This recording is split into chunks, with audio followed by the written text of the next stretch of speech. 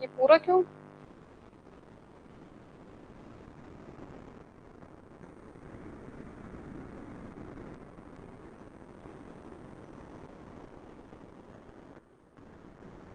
Hello everyone, good morning. आज भी फिर से थोड़ा लेट हो गए हैं, थोड़ा टेक्निकल इशू आ रहा है, इसकी वजह से क्लासें आपकी लेट हो रही है। कल से आपकी बिल्कुल सही टाइम पे हो जाएंगी, कोशिश करेंगे, है ना। Gopal, good morning. चलिए स्टार्ट करते हैं अपनी क्लास आज की। हाँ, तो याद है ना आपको, कल अपन ने जो है अपना फर्स्ट वाला जो चैप्टर है, मधु विश्वकर्मा, गुड मॉर्निंग। फर्स्ट वाला जो चैप्टर है वो अपन ने कंप्लीट कर लिया था, है ना। फर्स्ट चैप्टर कौन सा था अपना? जीवों में जनन। उसमें कुछ जो खास खास टॉपिक थे आपके वो कंप्लीट हो गए हैं। इसके अलावा भी आपके पास नोट्स है, अगर आप पढ़ना चाहें तो आप वहां पर पढ़ सकते हैं, उसमें कोई प्रॉब्लम नहीं है ना। और उसमें से भी अगर कोई क्वेश्चन हो तो आप बेझिझक आप क्वेश्चन करिए, हम यहाँ पर आपकी ऑनलाइन क्लास के अंदर ही लाइव ही आपका डाउट जो है वो क्लियर कर देंगे। मंजय, गुड मॉर्निंग, है ना। तो वो क्लियर हो जाएगा, कोई प्रॉब्लम नहीं है। आप आराम से उसको जो भी है नोट्स वगैरह पढ़ सकते हैं। वैसे भी जो इम्पोर्टेंट था वो तो मैंने बता ही दिया है, आपको भी लगे कि हाँ ये इम्पोर्टेंट है तो फिर वो आप पढ़ सकते हैं, कोई प्रॉब्लम नहीं है। ठीक है, और मैं आपको उसके बारे में और यहाँ पर बता दूंगी, समझा दूंगी अगर वो क्वेश्चन ऐसा आया तो। ठीक है, लेकिन अब जो है अपना जो चैप्टर है वो स्टार्ट होने वाला है, कौन सा? अपना सेकंड चैप्टर है, जिसका नाम क्या है सभी बच्चों को पता होगा। जो लेसन नंबर सेकंड है,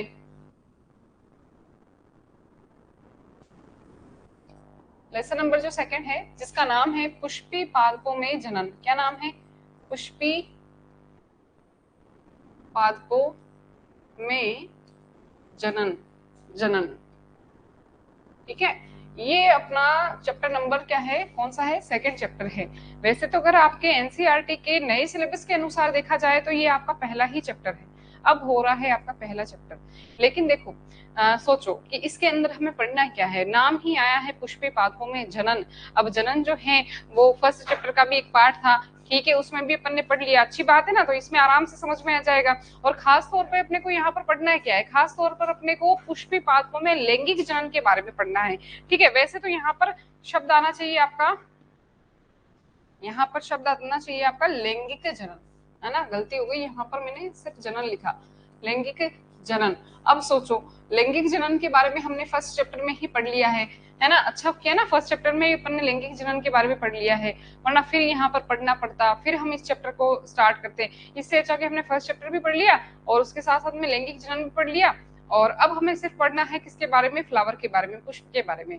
देखो, चैप्टर का नाम ही है पुष्पी पादपों में लैंगिक जनन, क्योंकि लैंगिक जनन तो हम जानते हैं किसे कहेंगे, ऐसा जनन जिसमें युग्मकों का निर्माण भी होता हो और युग्मकों का क्या हो, संलयन भी हो, यानी कि निषेचन की प्रक्रिया होती हो, उसे अपन क्या कहते हैं? लैंगिक जनन कहते हैं।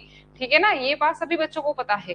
लेकिन अब हमें पढ़ना क्या है, ये लैंगिक जनन हो किस में रहा है? क्या वो इंसानों में हो रहा है, क्या जानवरों में हो रहा है, या पेड़ पौधों में हो रहा है? तो साफ स्पष्ट दिख रहा है पुष्पी पादपों में हो, तो किसमें रहा है? पादपों के अंदर, यानी कि पौधों के अंदर।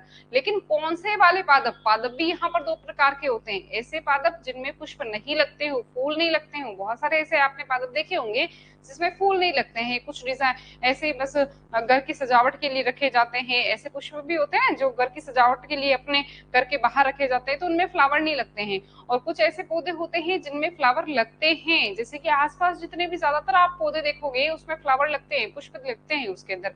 ठीक है, कोई भी पुष्प हो गया, जैसे गुड़हल का पौधा देख लो, उसमें पुष्प लग रहा है, जैसे आम वगैरह हो गया, या जो भी आपके सामने जो भी कुछ पौधे हैं जिनके अंदर फूल लगते हो, तो आपने इस टाइप के पौधे देखे होंगे। अब हमें पढ़ना क्या है, हमें पढ़ना है कि ऐसे पौधे जिनमें पुष्प लग रहे हो उनमें लैंगिक जनन कैसे होता है, वो हमें पढ़ना है। तो सबसे पहले शब्द आ रहा है पुष्प का, जैसे कि सबसे पहले एक शब्द आया है जिसका नाम है पुष्प। नॉर्मल सी जानकारी लेंगे आज अपन, फिर उसके बाद में आपको डायग्राम से मैं पढ़ाऊंगी, सारा होगा आपने। लेकिन अभी आज जो है सिर्फ इसके बारे में थोड़ा बहुत जानेंगे अपन। पुष्प क्या होता है? पुष्प को इंग्लिश में बोला जाता है क्या? फ्लावर। क्या बोला जाता है? फ्लावर। ठीक है, ये सभी बच्चों को पता है कि पुष्प क्या होता है, तो ये एक फ्लावर होता है, मतलब इंग्लिश में इसको बोलते हैं फ्लावर। लेकिन इसकी डेफिनेशन क्या होगी? अगर आपसे कोई क्वेश्चन पूछ लिया जाए या फिर एग्जाम में क्वेश्चन आ जाए कि भाई कि बताइए पुष्प क्या है, तो अब आप क्या सोचोगे कि पुष्प बहुत सुंदर होता है, हमें अच्छा लगता है, हम किसी को गिफ्ट में देते हैं, है ना, पेड़ के ऊपर लगता है, ऐसी डेफिनेशन तो नहीं दोगे ना आप उसकी। आप उसकी एक साइंटिफिक डेफिनेशन दोगे, है ना, एक विशेष, बहुत ही यूं कह सकते हैं कि वैज्ञानिक परिभाषा दोगे। और वो वैज्ञानिक परिभाषा क्या है, तो सुनिएगा ध्यान से। पुष्प क्या है, तो पहली चीज आपको ध्यान रखनी है कि पौधे के तो बहुत सारे पार्ट होते हैं, पौधे में जड़ होता है, तना होता है, पत्ती होती है, सब कुछ पार्ट होते हैं, ठीक है ना। जैसे कि ये हो गया आपका पौधा, ये कोई पौधा है, ठीक है, इसके अंदर ये शाखाएं हो गई, ये शाखाएं हो गई। इसके ऊपर अगर मान लीजिए कि लग रहा हो क्या, ये लग रहा हो पुष्प, ये लग रहा है क्या, पुष्प, ठीक है ना, ये पुष्प लग रहा है। और बाकी जो है इसके बहुत सारे क्या हो गए, इसके पार्ट हो गए, जैसे कि मान लीजिए ये क्या हो गई, जड़ हो गया, ठीक है, ये क्या हो गया, तना हो गया। और इसके ऊपर और क्या लगेंगी, तो इसके ऊपर और जो है जैसे ये पत्तियां लग गई है, ये क्या हो गई, अपनी पत्तियां हो गई है, ये अपनी पत्तियां हो गई हैं, ठीक है, इतने सारे पार्ट होते हैं। और ये हमारा प्यारा सा क्या है, ये हमारा प्यारा सा पुष्प है, क्या है, पुष्प है। अब इतने सारे पार्ट हैं, उन सभी के काम क्या है, अलग अलग है। जैसे जड़ का काम क्या है, भाई जल का अवशोषण करना है, पानी को जो है जमीन से ले जाकर जितने भी पार्ट है वहां पहुंचाना है। तने का काम भी यही है कि भाई इसको सहारा देना है, और जो जो भी खाद्य पदार्थ हो चाहे जल हो उनको इधर उधर ले जाने का काम है। पत्तियों का काम आपको पता ही है, प्रकाश संश्लेषण का काम है। लेकिन यहाँ पर पुष्प का क्या काम है? क्या पुष्प केवल पौधे की सुंदरता के लिए होता है? क्या सिर्फ सुंदरता बढ़ाने के लिए होता है? ऐसा नहीं है। सुंदरता के साथ साथ इसका एक बहुत ही विशेष काम है। क्या काम है? तो ध्यान से सुनना कि ये जो पुष्प है इसका बहुत ही इंपॉर्टेंट काम ये है कि ये पुष्प वो भाग है जिसके अंदर पौधे का वह भाग है, ये पौधे का वह भाग है जिसमें किसकी क्रिया होती हो, लैंगिक जनन की क्रिया होती हो। किसकी क्रिया होती हो? लैंगिक जनन की प्रक्रिया होती हो। पौधे का वह भाग जिसमें कौन सी प्रक्रिया हो रही है? लैंगिक जनन की प्रक्रिया हो रही है। अब आप समझ जाओ कि लैंगिक जनन अगर इसके अंदर हो रहा है तो इसी में क्या होंगे? जननांग होंगे। जननांग का मतलब नर जननांग और मादा जननांग होंगे, जिसमें कि क्या बनेंगे? युग्मक बनेंगे, भ्रूण का निर्माण होगा, है ना, नए जीव या नए बीज का जो निर्माण होगा वो सब इसी के अंदर होगा। समझ में आई क्या बात? यह इसी से होगा, ठीक है ना। तो पुष्प पौधे का वह भाग है, देखो पौधा है ना, पौधे का वह भाग जिसमें किसकी प्रक्रिया हो रही हो? लैंगिक जनन की प्रक्रिया हो रही हो। और लैंगिक जनन के लिए दो चीजें आवश्यक हैं। क्या? एक तो युग्मक निर्माण। किसका निर्माण? युग्मक का निर्माण। युग्मक निर्माण की प्रक्रिया आवश्यक है। तो यानी कि इसका मतलब क्या है कि युग्मक निर्माण होगा वो भी कहाँ होगा? पुष्प के अंदर ही होगा। कहाँ होगा? पुष्प के अंदर। क्योंकि युग्मक कहाँ बनेंगे? जननांग में बनेंगे। नर युग्मक नर जननांग में बनेगा, मादा युग्मक मादा जननांग में बनेगा। आ गई बात समझ में? तो जननांग में जब युग्मकों का निर्माण हो रहा है तो यानी कि अच्छा दूसरी चीज है, युग्मक निर्माण के लिए किसकी आवश्यकता होती है? जननांगों की। तो जननांग किसके अंदर होंगे? पुष्प के अंदर ही होंगे। पुष्प एक बहुत ही प्यारी सी संरचना है, इसमें बहुत सारे पार्ट्स होते हैं। अपने को बाहर से क्या दिखता है? पुष्प देखते हैं तो उसकी पंखुड़ियां दिखती है सुंदर सुंदर सी, और उसी की वजह से अपन आकर्षित होते हैं। ऐसा नहीं है कि उसमें सिर्फ पंखुड़ियां ही हैं, उसमें जननांग भी है जिसमें किसका निर्माण होगा? युग्मक निर्माण होगा। लैंगिक जनन के लिए पहली शर्त तो हो गई युग्मक का निर्माण। दूसरी जो शर्त होती है वो क्या होती है? निषेचन। निषेचन का मतलब क्या होता है? जब युग्मक बन जाते हैं और उसके बाद में जब नर युग्मक और मादा युग्मक आपस में मिलते हैं, इस प्रक्रिया को अपन क्या कहते हैं? निषेचन कहते हैं। तो इसका मतलब है कि जो निषेचन की प्रक्रिया होनी है वो भी कहाँ होगी? पुष्प के अंदर होगी। जब निषेचन हो जाएगा उसके बाद में किसका निर्माण होता है? युग्मनज का। युग्मनज के बाद में भ्रूण का निर्माण होता है और भ्रूण से नए जीव का निर्माण होता है। लेकिन क्योंकि हम यहाँ पर पुष्प के बारे में या फिर हम पादपों के बारे में जनन की बात कर रहे हैं, तो यहाँ पर निषेचन के बाद में किसका निर्माण होगा भैया? युग्मनज का निर्माण होगा। और फिर उसके बाद में युग्मनज के बाद में क्या बनेगा? भ्रूण बनेगा। और अब यहाँ से भ्रूण से कोई पादप नहीं बनेगा, डायरेक्ट पादप नहीं बनेगा। अब भ्रूण से क्या बनेगा? बीज बनेगा। क्या बनेगा? बीज बनेगा। ये चीज आपको नोटिस करनी है। भ्रूण से क्या बनेगा, बीज बनेगा। अब यहाँ पर बीज बन जाएगा, फिर आपको ही पता है बीज का क्या करना है। अगर बीज बन गया तो बीज को अपन क्या करेंगे, अगर नए पौधे उगाने हैं तो हम फिर से मिट्टी के अंदर रोपेंगे, उसमें पानी डालेंगे, खाद डालेंगे, और उससे क्या बन जाएगा, नया पौधा बन जाएगा। समझ में आई क्या बात, ठीक है ना। तो यहाँ पर हमेशा ध्यान रखना है कि पौधों के अंदर जो है भ्रूण से क्या बनता है, बीज बनता है। हमारे अंदर क्या होता है कि जब भ्रूण बनता है ना, भ्रूण से एक नया ही जीव बन जाता है, डायरेक्ट एक नया जीव बन जाता है। ऐसा कुछ नहीं है कि बीज बनेगा फिर उस बीज को रोपोगे फिर नया एक आदमी बन जाएगा, ऐसा कुछ नहीं होता है। इनमें भ्रूण से क्या बनता है, बीज बनता है। तो समझ में आया क्या, पुष्प क्या है, पुष्प पौधे का वह भाग है जिसमें किसकी क्रिया हो रही हो, जिसमें किसकी क्रिया हो रही हो, लैंगिक जनन की प्रक्रिया हो रही हो। बाकी किसी में लैंगिक जनन होगा क्या, नहीं होगा। अब आप कहोगे कि हम तो जड़, तना, पत्ती इनसे भी नया पौधा उगा सकते हैं, बिल्कुल उगा सकते हैं। इनसे अगर आप नया पौधा उगा रहे हो, किससे, जड़, तना, पत्ती से अगर आप नया पौधा उगा रहे हो, तो वो कौन सा जनन हो गया, वो अपना कायिक जनन हो गया। कौन सा जनन हो गया, कायिक जनन हो गया। समझ में आई बात, कायिक जनन का मतलब समझ में आया ना। जब बीज के अलावा पौधे के अन्य भाग जैसे जड़, तना, पत्ती, इनसे अगर हम नए पौधे का निर्माण करते हैं तो उसको अपन क्या कहते हैं, कायिक जनन कहते हैं। तो अगर आप इनसे पौधे का निर्माण करा रहे हो तो वो कायिक जनन कहलाएगा, वेजिटेटिव प्रोपेगेशन कहलाएगा। लेकिन अगर हम पुष्प के द्वारा, पुष्प के अंदर जो जननांग है उसमें युग्मक बनाकर, निषेचन करवाकर लैंगिक जनन की प्रक्रिया करवा रहे हैं, तो फिर तो आपको पता ही है वो लैंगिक जनन नहीं होगा, ठीक है ना। जिसमें युग्मक का निर्माण होगा, निषेचन की प्रक्रिया होगी, युग्मनज बनेगा, भ्रूण बनेगा, फिर बीज बनेगा। ये सारी प्रोसेस क्या है, लैंगिक जनन की है, जो कि लैंगिक जनन केवल पुष्प में होता है, इनमें नहीं होता है। अगर इनसे नया पौधा बनाना है तो वो कायिक जनन कहलाएगा। बताओ समझ में आया क्या, बोलो समझ में आया।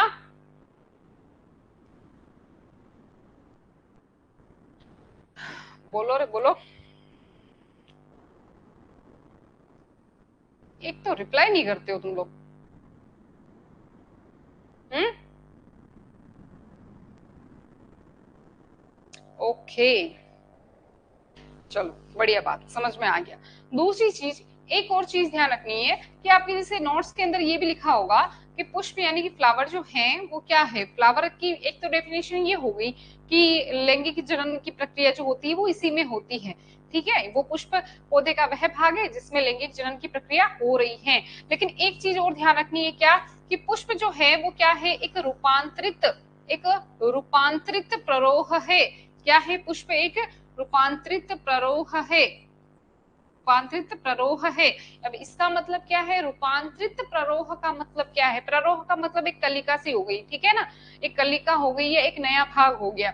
लेकिन वो किस, क्या है, रूपांतरित है।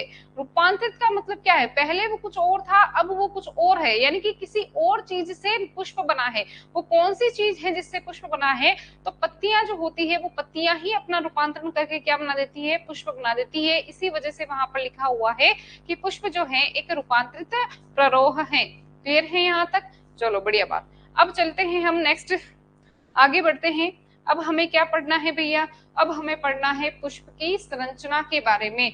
कि हमने इतना तो पढ़ लिया भाई, पुष्प में लैंगिक जन्म होता है, लेकिन दिमाग में ख्याल ये आ रहा होगा कि कैसे होता है, कैसे इसके अंदर अंग होते होंगे, कैसे इनमें युग्मकों का निर्माण होता होगा। तो ये सारी चीजें भी हम पढ़ेंगे धीरे धीरे। लेकिन अब हमें सबसे पहले तो यहाँ पर कि ये पुष्प होता कैसा है, इसके अंदर क्या क्या होता है। दिमाग में क्वेश्चन तो आता होगा ना भाई, हम साइंस के स्टूडेंट है और हम बायोलॉजी पढ़ रहे हैं, बायोलॉजी वाले के दिमाग में हर पल कोई ना कोई सवाल आना चाहिए, हर पल कोई ना कोई एक सवाल आना ही चाहिए कि ऐसा क्यों होता है, ये टॉपिक पढ़े तो इसमें ऐसा क्यों होता है, क्या कारण है, क्या इसकी संरचना है, क्या इसके कार्य है। हर बार दिमाग में ये अगर कोई आप टॉपिक पढ़ रहे हो तो क्वेश्चन आना ही चाहिए, ठीक है ना। तो अब हमें पढ़ना है कि पुष्प आखिर दिखता कैसा है, बाहर से कैसा दिखता है वो तो हमें पढ़ना है। पर हमने हमने देखा ही है, कई बार देखा है, हम कहीं घूम रहे होते हैं, बाहर चले गए तो वहां से भी हमें पता चल जाएगा भाई ये पुष्प जो होता है ऐसी संरचना है ना। लेकिन अब हमें देखना है कि पुष्प जो है वो अंदर से कैसा दिखता है, कैसी संरचना है अंदर की इसकी,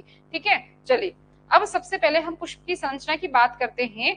तो संरचना में हम कहाँ से स्टार्टिंग करें, वहां से स्टार्ट। अच्छा, सबसे पहले तो हम बाहर बाहर की चीजें देखेंगे, ठीक है, फिर बाहर से हम अंदर की ओर जाएंगे। तो सबसे पहले अगर हम बाहर बाहर की संरचना देखें तो हम एक काम करते हैं, सबसे नीचे से शुरुआत करते हैं, नीचे से ऊपर की ओर जाएंगे और बाहर से हम अंदर की ओर जाएंगे। तो अगर हम नीचे से और सबसे बाहर की ओर शुरुआत करें तो हम वहां से देखते हैं कि जहां से हम पुष्प को पकड़ते हैं, फूल को आप कहाँ से पकड़ते हो, कहाँ से, उसकी डंडी से पकड़ते हो ना, एक डंडी होती है, जैसे मान लो कि ये फ्लावर है, इसके ऊपर है ना गोल गोल बटोल सा वो पंखुड़ियां वगैरह लगी हुई है, तो यहाँ से अगर मैं इसको पकड़ू, यहाँ से ऐसे मैं पकड़ू, ठीक है, और मुझे किसी को फूल देना है, एक ही फ्लावर है मेरे पास, तो मैं ऐसे दूंगी, तो जिस जगह से मैंने फ्लावर को पकड़ा है उस पार्ट को हम क्या कहते हैं। तो देखना, जिस जगह से मैंने फ्लावर को अगर पकड़ा है, जैसे ये वाला है, ये पार्ट है, ये पार्ट है जिससे मैंने क्या किया, यहाँ से मैंने पकड़ के किसी को फ्लावर दे दिया, तो इस वाले पार्ट को अपन क्या कहते हैं, इस वाले भाग को हम क्या कहते हैं, हाँ ठीक है, इस वाले हम भाग को क्या कहते हैं, पुष्प व्रंत कहते हैं।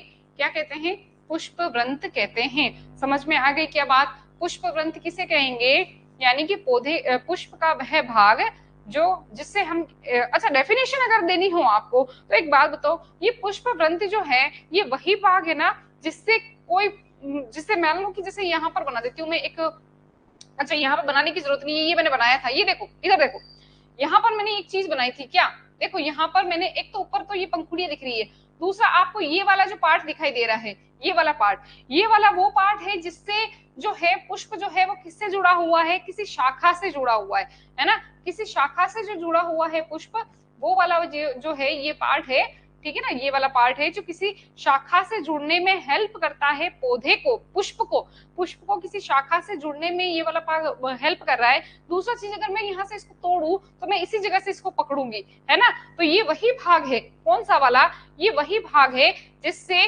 पुष्प जो है वो पौधे के किसी भाग से जुड़ा होता है और जिससे हम भी पुष्प को पकड़ते हैं, उसे क्या कहते हैं, पुष्प व्रंत। ऐसे ऐसे नहीं लिखना है एग्जाम के अंदर कि हम भी पौधे को, इसको पुष्प को पकड़ते हैं, ऐसे नहीं करना है, ठीक है ना। लेकिन इसमें हम क्या लिख सकते हैं, क्या लिख सकते हैं कि भाई पौधे के भाग, पौधे से किस, जब पुष्प जो है कि जिस भाग से जुड़ा होता है उसी को अपन क्या कहते हैं, पुष्प व्रंत कहते हैं। ठीक है, कंप्लीट है, चलिए कोई बात नहीं। अब देखो, अब हम ऊपर की ओर बढ़ते हैं, नीचे से ऊपर की ओर बढ़ रहे हैं ना, तो अब देखो यहाँ से क्या होगा, यहाँ से एक इस तरह से आपको पार्ट दिखाई देगा, ऊपर से फूला हुआ सा भाग दिखाई देगा, ये देखो, ये कुछ फूला हुआ सा मोटा सा भाग दिखाई देगा, और ये जो भाग है ये वो भाग है जिसके ऊपर पूरे के पूरे पुष्प का, मतलब यूं कह सकते हैं वजन ठहरा हुआ है, या पूरा पुष्प जिस भाग पर टिका हुआ है ये वो भाग है ना, या यूं कह सकते हैं कि जिस पर पुष्प विराजमान है, पुष्प बैठा है जिसके ऊपर, है ना, ये वो भाग है, ठीक है ना। तो इसके ऊपर पुष्प बैठा है, अब बैठा है और विराजमान है, तो इसको अपन क्या कहते हैं, ये आसन हो गया पुष्प का, क्या होगा, ये आसन हो गया ये पुष्प का, ठीक है ना, ये पुष्प का क्या हो गया, आसन हो गया। इसीलिए हम इसको क्या नाम देते हैं, इसीलिए हम इसको पुष्पासन नाम दे देते हैं। क्या नाम दे देते हैं, पुष्पासन नाम दे देते हैं। इसको हम नाम क्या देंगे, पुष्पासन, पुष्प का आसन, जिस पर पुष्प का प्रत्येक भाग जो है वो ठहरा हुआ है या जिससे जुड़ा हुआ है, या फिर हम यूं कहें कि पुष्प जो है इस पर विराजमान है, इसको हम क्या कह देते हैं, पुष्पासन कह देते हैं। समझ में आई क्या बात, चलो बढ़िया। अब देखो, सुनना मेरी बात ध्यान से, ये तो बाहर बाहर की चीजें हो गई, इसमें तो कोई है नहीं इतनी, ये तो सिंपल सी चीजें हैं। अब आपको ध्यान क्या रखना है, आपको ध्यान रखना है कि पुष्प के अंदर टोटल कितने चक्र होते हैं, 4 चक्र होते हैं। ठीक है, आगे वाले पेज पे मैं लिख लेती हूँ कि देखो, वैसे तो पुष्प के भाग की अगर हम बात करें, पुष्प के भाग की अगर हम बात करें तो पुष्प के भाग में पहला अपन ने पढ़ लिया क्या, पुष्प व्रंत, क्या पढ़ लिया अपन ने, पुष्प व्रंत पढ़ लिया, ठीक है ना। दूसरा हमने भाग पढ़ लिया क्या, पुष्पासन, क्या पढ़ लिया हमने, पुष्पासन, ठीक है ना, पुष्प व्रंत हो गया, पुष्पासन हो गया। लेकिन अब आपको ध्यान रखना है कि इसके अलावा इसके अंदर जो है, पुष्प के अंदर 4 चक्र होते हैं। क्या होते हैं, अब इसमें ध्यान रखना है कि इसमें कितने चक्र होते हैं, 4 चक्र होते हैं, 4 चक्र। उसमें से जो पहला चक्र है वो सबसे बाहर की ओर जो होता है उसे अपन कहते हैं बाह्य दल। क्या कहते हैं, बाह्य दल कहते हैं, ठीक है ना। नाम बता रही हूँ, नाम बता रही हूँ, संरचना बाद में पढ़ेंगे, पहले नाम बता रही हूँ कि कौन कौन से चक्र होते हैं, क्योंकि क्वेश्चन आ सकता है ना कि बताइए पुष्प की संरचना में क्या क्या होता है, तो आप कैसे लिखोगे, कैसे डिफाइन करोगे, वो बता रही हूँ। तो सबसे पहला जो होता है वो कौन सा होता है, बाह्य दल। फिर दूसरा जो होता है, दूसरे को अपन क्या कहते हैं, दूसरे वाले चक्र को हम कहते हैं दल, क्या कहते हैं, दल। और तीसरा जो चक्र होता है अपना, उसको हम क्या कहते हैं, अब वो जो है बहुत ही आवश्यक चक्र है। तीसरा और चौथा जो चक्र बता रही हूँ बहुत ही आवश्यक चक्र है। तो वो जो चक्र होते हैं उनमें जो है एक चक्र का नाम है क्या, पुमंग। क्या नाम है इसका, पुमंग। और जो दूसरा वाला यानी कि जो चौथा चक्र है अपना, उसको हम क्या कहते हैं, जायांग कहते हैं। क्या कहते हैं बच्चों, जायांग कहते हैं। ठीक है ना। तो चार चक्र हो गए, दो तो हमने वैसे दो पार्ट तो हमने पढ़ लिए, पुष्प ग्रंथ किसे कहते हैं, पुष्पासन किसे कहते हैं, वो तो हमने पढ़ लिए। इसके अलावा जो है पुष्प के अंदर चार चक्र होते हैं। चार चक्र में से दो बाहर, सबसे बाहर की ओर होते हैं, उनको अपन कहते हैं बाह्य दल और दल। और दो जो है वो अंदर की ओर होते हैं, जिसे अपन कहते हैं पुमंग और जायांग। और इसमें भी आपको एक चीज ध्यान रखनी है कि ये वाले जो है पुमंग और जायांग, ये क्या होते हैं, आवश्यक चक्र होते हैं। क्या होते हैं, आवश्यक चक्र होते हैं। मतलब ये पुष्प के लिए बहुत ही जरूरी भाग है, बहुत ज्यादा जरूरी भाग है। ठीक है ना। तो ये पुष्प के लिए क्योंकि बहुत ज्यादा जरूरी भाग है, तो इनको अपन कहते हैं आवश्यक चक्र, आवश्यक चक्र कहते हैं। ठीक है ना, इंपॉर्टेंट चक्र या आवश्यक चक्र कहते हैं। ये भागों के नाम पता चल गए। चलो अब हम चलते हैं पुष्प की ओर, पुष्प की संरचना की ओर चलते हैं। तो अपन ने देख लिया भाई पुष्पासन किसे कहते हैं, पुष्प ग्रंथ किसे कहते हैं, ये अपन ने देख लिया। अब हम क्या करते हैं, एक काम करते हैं, अब हम बाहर से अंदर की ओर चलें या फिर अंदर से बाहर की ओर चले, क्योंकि ज्यादा सही क्या रहेगा, चलो एक काम करते हैं, सबसे अब बाहर से अंदर की ओर ही चलते हैं ना, वो बिगाड़ते नहीं अपना। तो यहाँ पर देखो सबसे बाहर की ओर, अब देखो सबसे बाहर की ओर आपको क्या क्या दिखेगा पुष्प के अंदर। तो सबसे बाहर की ओर जो है आपको सबसे बाहर एक हरे हरे रंग की पत्ती नुमा संरचनाएं आपको दिखाई देगी। कैसे देगी, हरे हरे रंग की पत्ती नुमा आपको संरचना दिखाई देगी, जो इस प्रकार से फ्लावर को क्या करेगी, ढक के रखेगी। फ्लावर को इस प्रकार से ढक के रखेगी, है ना, फ्लावर को चारों ओर से ढक के रखने का काम करेगी। वो हरे हरे रंग की जो संरचना है अपनी, उस हरे हरे रंग की संरचना देखो कैसे दिखाई देगी। ठीक है, इधर भी बना लेते, लेकिन ये पुष्पासन इसी में आ गया, कोई बात नहीं, इसकी के अंदर आ गया। वैसे ये पुष्पासन है नहीं, तो मैं काम करती हूँ, इसको हटा देती हूँ यहाँ से। ये लो, इसको हम कहेंगे पुष्पासन। ठीक है ना, ये तो अंदर वाला था पुष्पासन, तो मतलब ये वाला भाग है पुष्पासन, तो कोई प्रॉब्लम नहीं है। और ये जो हरे हरे रंग की जो संरचना है, अब इनको हम क्या कहेंगे, ये सबसे बाहर की ओर है। और मैंने कहा था जो सबसे बाहर वाला जो चक्र है उसको अपन क्या कहते हैं, इनको हम कहते हैं दल। क्या कहते हैं बच्चों, दल कहते हैं इनको, हम क्या कहेंगे, दल कहेंगे। अब देखो अपने को पता है पुष्प वृंत तो पकड़ने का काम करे, पकड़वाने के लिए कि भाई इसी से हम फ्लावर को पकड़ सकते हैं। पुष्पासन वो भाग है जहां पर सारे के सारे जो भी यू कहेंगे अंग जो है वहां पर बैठे रहते हैं। ठीक है, अब ये दल क्या हो गया, तो दल जो है सबसे बाहर वाला भाग है, यह सबसे बाहर वाला चक्र है। और ये जो है ये पौधे के सबसे बाहर की ओर होता है। और जो सबसे बाहर की ओर होगा वो क्या काम करेगा, मैंने उस दिन भी बताया था, जो सबसे बाहर की ओर है वो सुरक्षा का काम करेगा। क्या काम करेगा, सुरक्षा का। अब मैंने इसको हरे कलर में ही क्यों बनाया है, कोई और कलर में क्यों नहीं बनाया, क्योंकि भैया ध्यान रखना है हर पौधे के अंदर जो दल का कलर होता है वो कैसा होता है, हरा रंग का होता है। यानी कि हर पौधे के अंदर जो पुष्प में जो दल होते हैं वो दल हमेशा हर पौधे में कैसे रंग के होंगे, हरे रंग के होंगे। कैसे होंगे, हरे रंग के होंगे। समझ में आई क्या बात। चलो ये तो सबसे बाहर की ओर हो गया। अब इसके अंदर की ओर, इसके अंदर की ओर जो आपने देखा होगा कभी पौधों के अंदर पंखुड़ियां जो होती है, पंखुड़ियां देखी होगी ना, रंग बिरंगी पंखुड़ियां, जिसकी वजह से हम उसकी तरफ पौधे की तरफ आकर्षित होते हैं, जो पौधे का मान सम्मान बढ़ाती है, पौधे की सुंदरता को बढ़ाती है ना। वो कहाँ होती है, दल के अंदर की ओर। ये दल तो बाहर हो गया, और दल के अंदर की ओर वो पंखुड़ियां जैसी संरचनाएं होगी। ठीक है ना, तो इस प्रकार से मैं बना देती हूँ, क्योंकि मैं ये जो है ये इस प्रकार की संरचनाएं होती है। ये देखो, ये देखो, ये पंखुड़ियों जैसी संरचना है ना। ठीक है ना, इनको हम क्या कहेंगे, ये जो है ये क्योंकि रंग बिरंगी संरचनाएं होती हैं। और ये कहाँ है, दल, अरे सॉरी सॉरी सॉरी, ये दल नहीं है रे, ये बाह्य दल है, बाह्य दल है। ओहो, मैं भी गलती कर रही हूँ, और तुम लोग देख रहे हो, हैं तुम लोग देख रहे हो आराम से। भाई बताना तो चाहिए ना, सबसे बाहर की ओर कौन होता है, बाह्य दल होता है। ये देखो मैंने बोला था ना कि सबसे बाहर की ओर बाह्य दल होता है, बाह्य दल होता है ना सबसे बाहर की ओर। मैंने गलती कर दी, तुम लोग बता नहीं सकते मुझे। देखो तो ये जो है ये तो हो गया अपना बाह्य दल, और बाह्य दल हमेशा ही किस रंग का होता है, हरा रंग का। लेकिन अब जब हम इसकी ओर देखते हैं, इसके अंदर की ओर चलते हैं, तो ये जो है इसको हम क्या कहते हैं, ये वाला जो भाग बनाया है हमने हमने ये कौन सा है, दल है, क्या है, दल है। और दल जो होते हैं वो रंगीन होते हैं, कैसे होते हैं, रंगीन, कलरफुल होते हैं।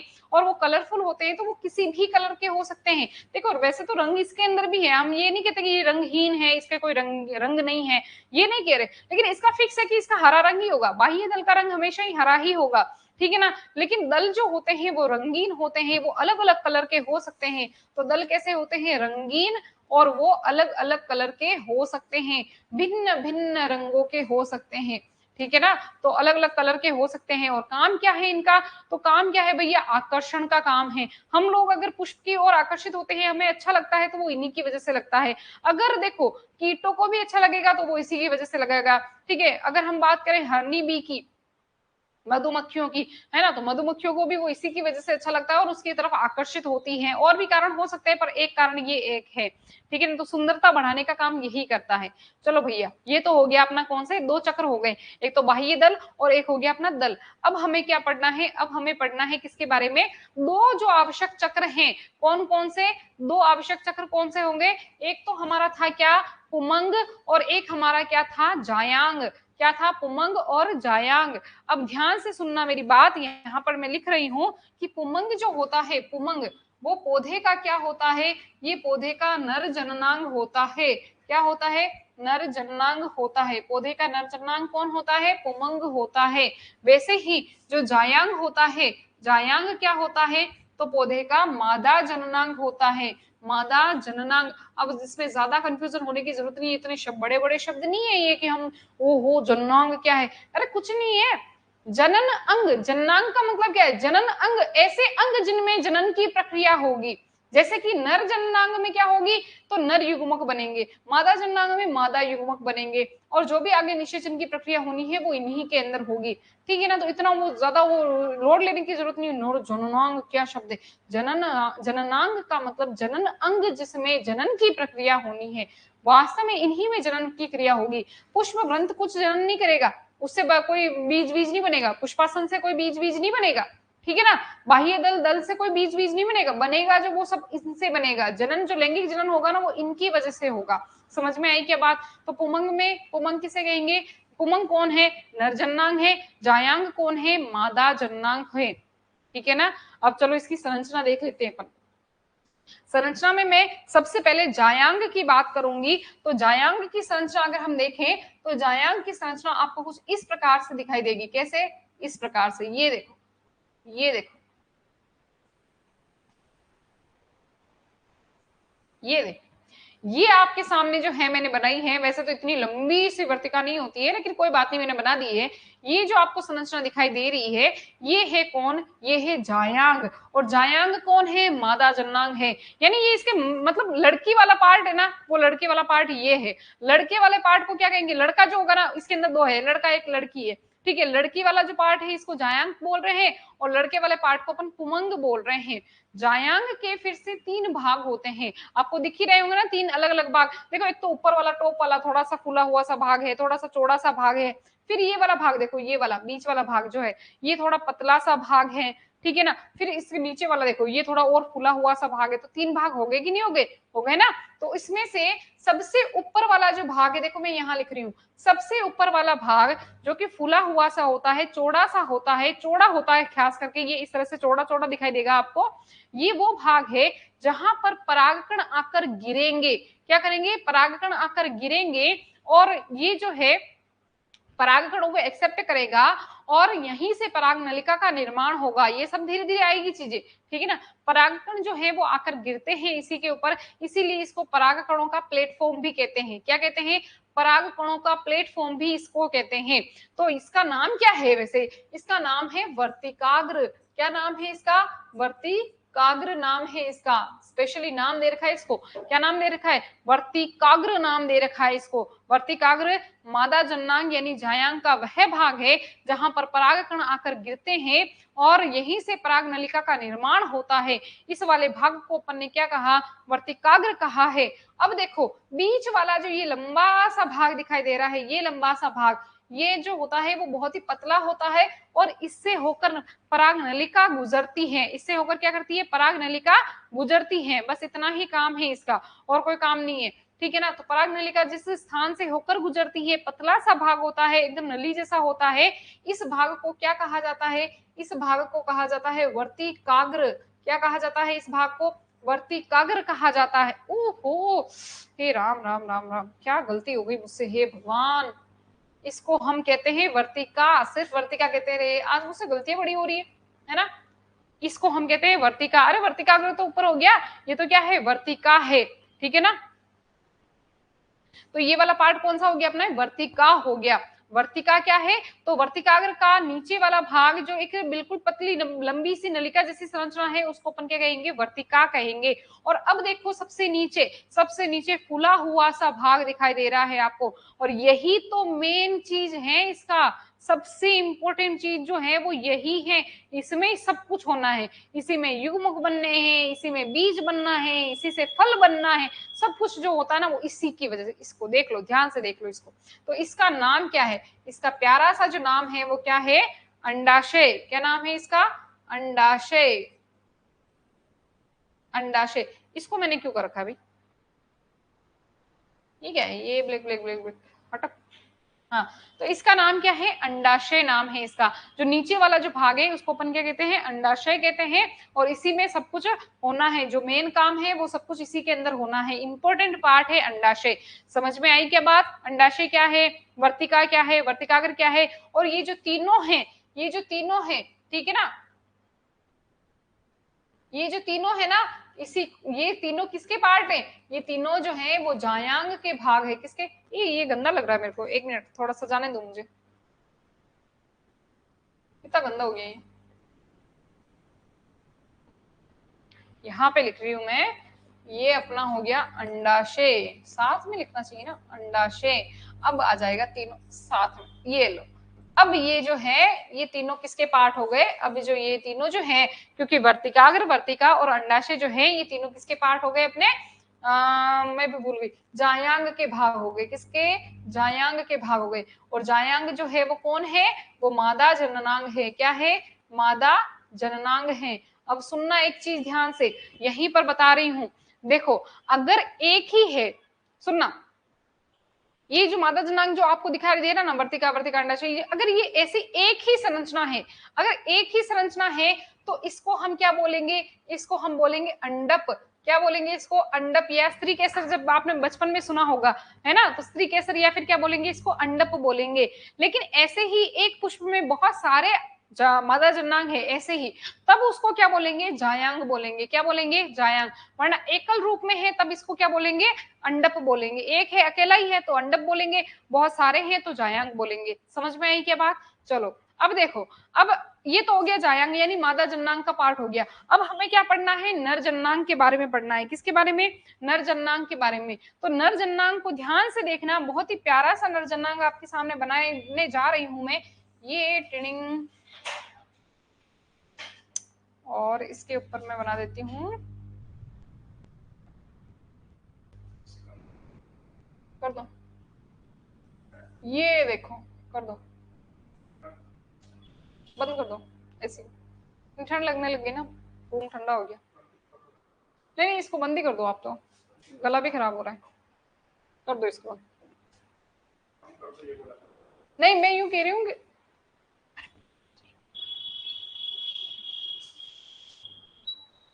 बंद कर दो, बिल्कुल ठंड लगने लग गई, मेरा गला भी थोड़ा खराब हो रहा है।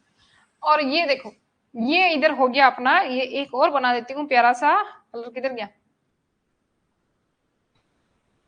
ये लो, दिख रहा है, देखो ये हो गए आपके पास में बहुत ही प्यारे प्यारे से। ये जो है ये किसका पार्ट है, नर जननांग का पार्ट है। किसका है, नर जननांग का भाग है, ठीक है ना। और नर जननांग में आपको क्या दिखाई दे रहा है, सिर्फ आपको 3 संरचनाएं इसमें भी दिखाई देगी। क्या, कौन सी? एक तो देखो ये लंबी लंबी डोरियों जैसी संरचना है कि नहीं है? लंबी लंबी डोरियों जैसी जो संरचना है वो इससे जुड़ी हुई है, और क्योंकि ये जो है नर जननांग को पौधे से जोड़ने का काम करती है। कौन है ये? देखो ये पतली पतली सी लंबी लंबी डोरी है जो मैंने ग्रीन ब्लू कलर में बनाई है। इसका नाम क्या है? इसका नाम है क्या, मैं कहाँ लिखू रही इसको, इधर लिख लेती हूँ। इसका नाम है क्या? पूतंतु। क्या नाम है इसका? पूतंतु। नाम क्या है?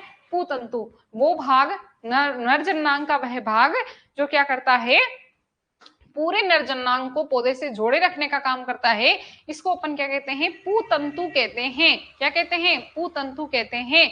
अब देखो इसी पूतंतु के ऊपर जो है आपको फूला फूला सा भाग दिखाई देगा। इस फूले फूले भाग का नाम क्या है? इस फूले फूले भाग का नाम है परागकोश। क्या नाम है इसका? परागकोश। एक तो मुझे यहाँ पे दिखता नहीं लाइटिंग की वजह से कि क्या लिखा है। परागकोश। इस फूले फूले भाग का नाम क्या है? परागकोश है। ठीक है ना। तो पूतंतु के ऊपरी वाला वह भाग जो कि क्या करता है, फूला फूला सा होता है, और इसमें होता क्या है, इसी के अंदर युग्मक बनेगा। कौन सा युग्मक? नर युग्मक। जैसे मादा युग्मक किसमें बनेगा? इस अंडाशय में बनेगा ना, वैसे नर युग्मक किसमें बनेगा? परागकोश में बनेगा। नर युग्मक जो होता है वो किसमें बनता है? परागकण के अंदर। मेन जो इंपॉर्टेंट है उसी को अपन कभी कभी नर युग्मक बोल देते हैं, कोई बात नहीं, लेकिन परागकण जो है वास्तव में वो किसका, जो परागकण जो है उसका निर्माण किसमें होता है? परागकोश में होता है। किसमें? परागकोश में परागकणों का निर्माण होता है। ये बहुत ही इंपॉर्टेंट संरचना है। इसके अलावा आपको क्या दिखाई देगा? तो इसके अलावा देखो एक बीच में एक लाइन दिखाई दे रही है आपको, है ना, जो परागकोश को 2 भागों में बांट रही है। इस वाली लाइन को अपन क्या कहते हैं? इसको अपन कहते हैं योजी। क्या बोलते हैं इसको? योजी बोलते हैं। वो वाली लाइन, या वो लाइन तो नहीं बोल सकते, ये बंध्य उत्तक होता है एक प्रकार का। तो वह है बंध्य उत्तक जो कि क्या करता है, परागकोश को, देखो दो, ये परागकोश ऐसे ना, इसके बीच में एक लाइन है जो परागकोश को 2 भागों में बांट रही है। इसको अपन क्या कहते हैं? योजी कहते हैं। अब देखो परागकोश, योजी और पूतंतु, ये जो तीनों हैं, ये तीनों किसका भाग हो गए? ये तीनों जो हैं ये किसका? ये पुमंग का पार्ट हो गए। किसका? पुमंग का। पुमंग का भाग हो गए। और पुमंग जो है वो कौन है? पुमंग जो है वो नर जननांग है। कौन है? पुमंग नर जननांग है। और जैसा कि मैंने आपको बताया था, जैसा कि मैंने बताया था कि जैसे मादा जननांग जो है वो मादा जननांग अगर एकल है तो उसे अंडक कहेंगे, बहुत सारे हैं तो उसको जायांग कहेंगे। वैसे ही ध्यान से सुनना कि अगर वो एकल है, कौन है? अगर मान लीजिए पुमंग जो है या नर जननांग जो है वो अकेला ही है, जैसे ये है, ये अकेला ही है ना, ये अकेला ही है, तब इस कंडीशन में इसको क्या कहेंगे? पुंकेसर कहेंगे। क्या कहेंगे? पुंकेसर। यानी कि मादा नर जननांग की एकल इकाई को तो अपन क्या कहते हैं? पुंकेसर कहते हैं। और ऐसे ही जब बहुत सारे हो जाए, ऐसे ही जब बहुत सारे एक साथ हो जाए, तब इसमें इनको क्या कहेंगे? इस कंडीशन में इनको कहेंगे अपन पुमंग। क्या बोलेंगे इसको? पुमंग बोलेंगे। समझ में आई क्या बात? पुंकेसर किसे कहेंगे और पुमंग किसे कहेंगे? पुंकेसर पुमंग दोनों ही एक ही है, नरजनांग भी इन्हीं को बोल सकते हैं। अगर एकल है तो पुंकेसर हो गया, ऐसे बहुत सारे साथ में है तो उसको क्या कहेंगे? पुमंग कहेंगे। तो बच्चों को दिमाग में बहुत ज्यादा कंफ्यूजन होता है, पुमंग अलग है क्या, पुंकेसर अलग है? कुछ नहीं अलग है, सब साथ साथ ही है ना, हम साथ साथ हैं। तो ये समझ में आया क्या? पुष्प की संरचना, पुष्प की संरचना समझ में आई क्या आपको? ये पुष्प वृंत, पुष्पासन, फिर उसके बाहर की ओर सबसे बाहर बाह्य दल, फिर दल आ गया, फिर अपने 2 जन्नांग आ गए। जन्नांग में नर जन्नांग, मादा जन्नांग। नर जन्नांग के भी 3 भाग, कौन से? परागकोश, योजी, पूतंतु। और मादा जन्नांग के भी 3 भाग, कौन से? वर्तिकाग्र, वर्तिका और अंडाशय। क्लियर है क्या यहाँ तक? बताओ। पुष्प की संरचना समझ में आ गई बच्चों?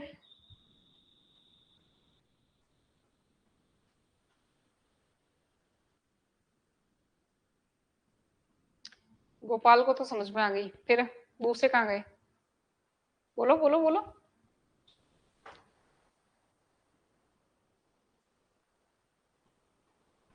मंजय को भी समझ में आ गई, ठीक है।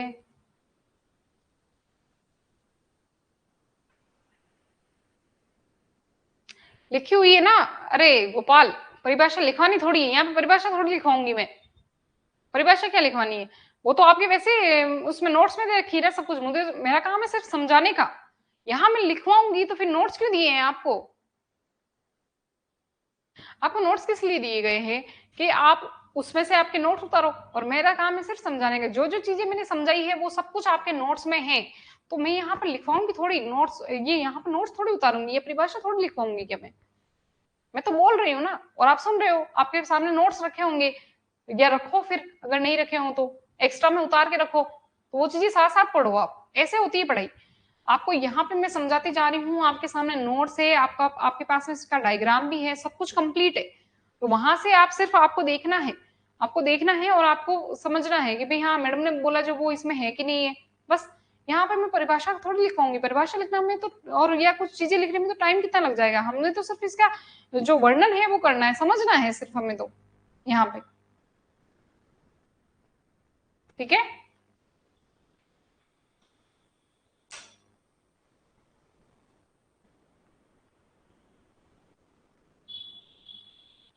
आपके पास नोट्स है ना, नोट्स से उतारो आप इनको, नोट्स में सब कुछ मिलेगा आपको, हर एक चीज मिलेगी।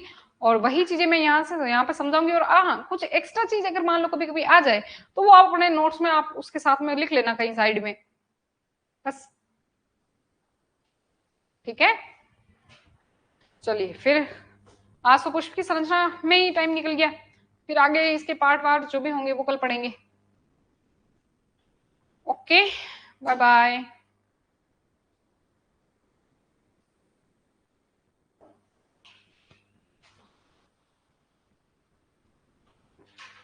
और कोई डाउट हो तो पूछ लो।